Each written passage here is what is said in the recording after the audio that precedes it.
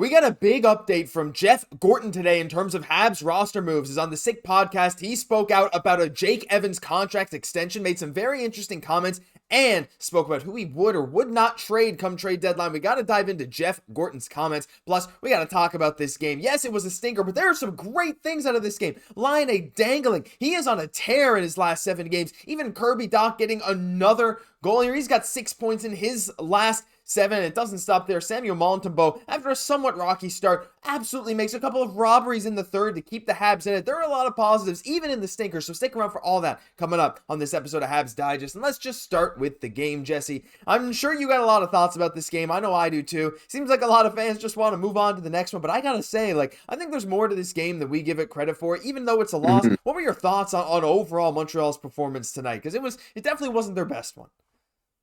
For sure. We did get close in that third. If we could have just got that power play, right? Get within 1 goal there. But, tonight it was really a thing where we're playing down to our competition right now.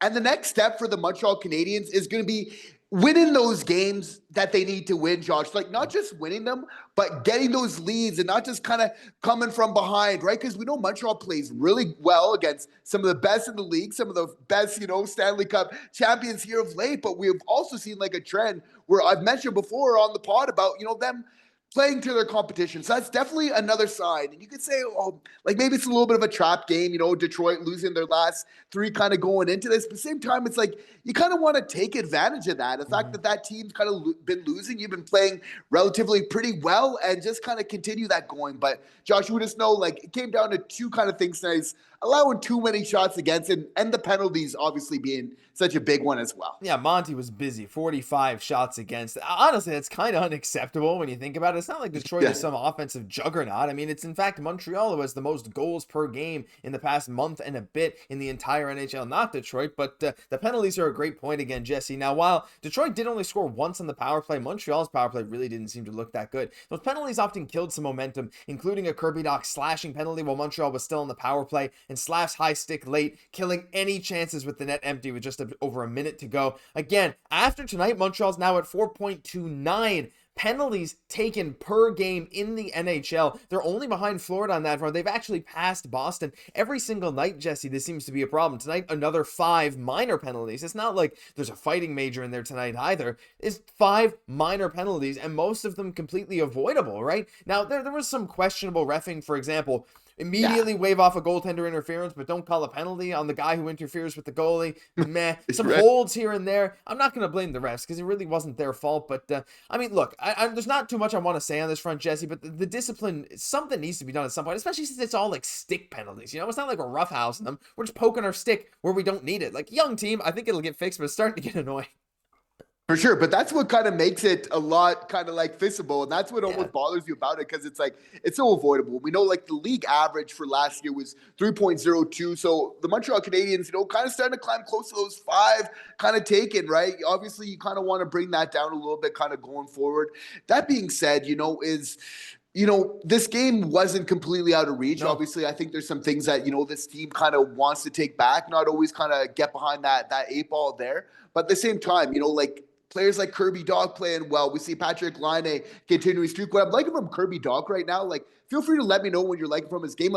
I like seeing him in front of the net. I know that we saw him score that goal there, but he's also contributing as well, from playing that position as well. Yeah, Kirby Dach was a +1 tonight. Of course, he was on the ice for the goal that he scored that I wasn't sure if it was going to be him or Dvorak, but Kirby Dach, I think you're right, Jesse, in front of the net, hovering around the net is what he's been doing best. And, he's been able to pot a few, right? He's not one of these guys with a super hard rocket of a shot. He's more of a playmaker, but he's making his big frame work. He's getting more and more comfortable after another 2-point night tonight. He's up to 5 points in his last 6 games. I might have said 6 and 7 games in the intro. I'm not sure. Whatever. But he's got 5 points in his last 6 games, and he's been playing pretty well. 2 goals against Utah, 2 points here against Detroit. A couple of games, ±0 against Tampa, New York, but he's really been a good player right now. And Jesse, this whole second line too, it's not just Kirby, it's Laine as well. Laine now has 4 goals, 4 assists, 8 points, and is a +3 in his last 7 games. He's on a mini 4-game point streak, got points in 6 of his last 7 games. These guys are clicking right now. Even Newhook, tonight he played well, I thought, had a couple more of those slot shot chances that could have gone in. This whole second line was, for large stretches of this game, the team's best line, and that has been a bit of a theme over the past couple games. For sure. And it was nice to see getting our shot totals kind of up there at the end of the game. We were definitely, our volume wasn't huge kind of early on, but we were seeing some good quality, especially from that second line. Newhook kind of looking to shoot from the slot a little bit more. But I find that the one thing maybe this team to kind of refine is kind of balancing out your shooting volume versus the quality there, because I get where the Montreal Canadiens are coming from, where it's like you don't want to take those low percentage shots and then kind of forfeit puck possession. But at the same time, it's kind of balancing that out with knowing that hockey is a game of bounces. And sometimes getting a little bit more of that volume with somebody in front of the net there as well. I think it's something possibly for this team, to continue refining. Yeah, I think so too. I think, I don't know, it just feels to me like a lot of Montreal shots are just without traffic. Like even the blue line shots, when other teams take shots from the blue line, a lot of the time I feel nervous because there's a big line of traffic in front of the goalie. When Montreal takes them, a lot of the time it's just like kind of no one. So even like when they had the power play and the net empty, everyone was kind of to the outside. Not sure why, but we'll move on from this game. We got to talk about Jeff Gorton stuff, Jesse, but first we got to talk about the Mitchell Stevens Player of the Game award. And today, I think it's got to go to our boy Kirby. Again, another 2-point night and a +1 in a game where Montreal gets horribly outshot. They still had a chance in this game in large part due to his effort on his goal. Again, we already kind of talked a bit about him, but they're really happy with his performance as of late. Yeah, big for him to step it up, and we really can't take that for granted because it really changes the whole complexion of this team. Like if Kirby Dach plays well, that really improves the Montreal Canadiens' chance of being serious contenders moving forward. So obviously some great developments. Yeah, little storyline there that like we're keeping an eye on this Kirby Dach thing right now, because if he like right now he's getting back to that player that we saw when he first came to Montreal, and that's what's getting us excited. So let us know your thoughts on that down below. But let's get into Jeff Gorton stuff. He was on the Sick podcast today, and he had some interesting quotes. The first thing I want to dive into, Jesse, we'll get into his comments on Jake Evans a bit later because I like them. But he said, you're not going to see us trade young players. If there's an opportunity to help these guys, they've deserved it. Essentially saying, Jesse, like, hey, look, if it comes down to a push comes to shove, we're not moving our young players anymore. Like, we're not moving them for anything else in the future. These guys, we're going to try and help them make, there's a couple things here. We're trying to help them make the playoffs if we can. Now, I don't necessarily think this means Montreal is going to be buyers, but saying there's an opportunity to help these guys, they've deserved it, and we're not moving young players, definitely sends the message, if it wasn't already clear, that this team is ready to shift right into that contention mode right now. And these young guys on the team that people are throwing out in mock trades for, whoever, Dylan Cousins or whoever it may be in the league, it's not going to happen. Dach and Newhook almost certainly not moving. Jeff Gorton seems to be confident that this is the time that Montreal takes that leap. Jeff Gorton's such a competitor. It's really one of the things I like the most about him. And even just yesterday, Josh, we were talking about on the pod about cap space just going up across the NHL as a whole. And I said verbatim, I said, I think they're going to want to reward this team because they deserve it. And this young team is really showing that. And I think it sends that right message right now.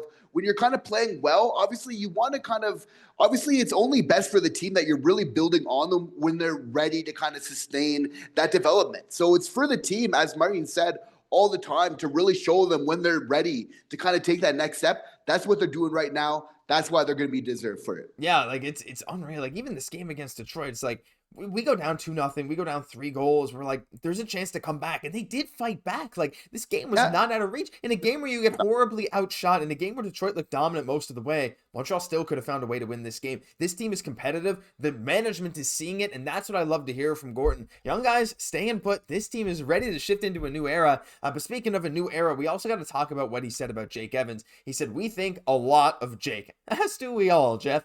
He's been a big part of it. We're going to talk to Jake and Jake's people and keep it quiet, as the Montreal Canadiens have done, and that's one of the things I love the most. Nothing leaks about contract negotiations. No one talks about it. No one wants to talk about it. Hopefully, there's a match there. So this indicates, Jesse, like, they want to extend him. Like, at this point, I'm thinking the only thing that would stop this from happening is the dollar bills, how many they'd have to give him over how long, because he did say, he hopes there's a match there. But Jake Evans right now, like, again, another solid game tonight. I thought he played a really good game every single game. I don't know what his plus minus was tonight. What was it? Let's take a look. He was a -1, which is really not too bad considering they lost 4-2. But he's been good, Jesse. But to hear that they're wanting to extend him, again, sends this message that, like, look, you're contributing to this team. You fit our window. We want to keep you around. And it just, again, sends that message that they want to treat their players right.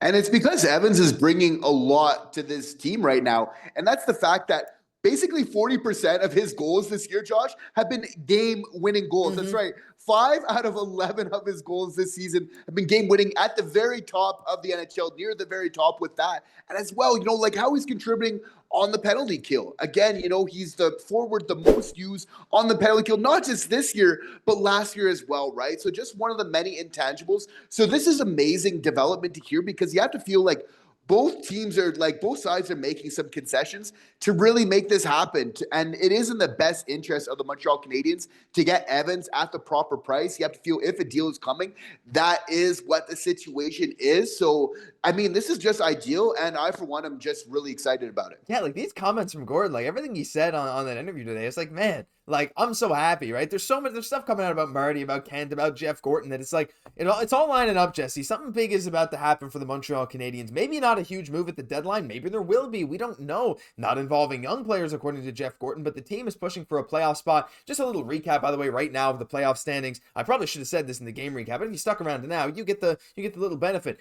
Boston won, so they're now up in third in the Atlantic. But now it's Tampa, New York, Columbus, and Ottawa all ahead of Montreal.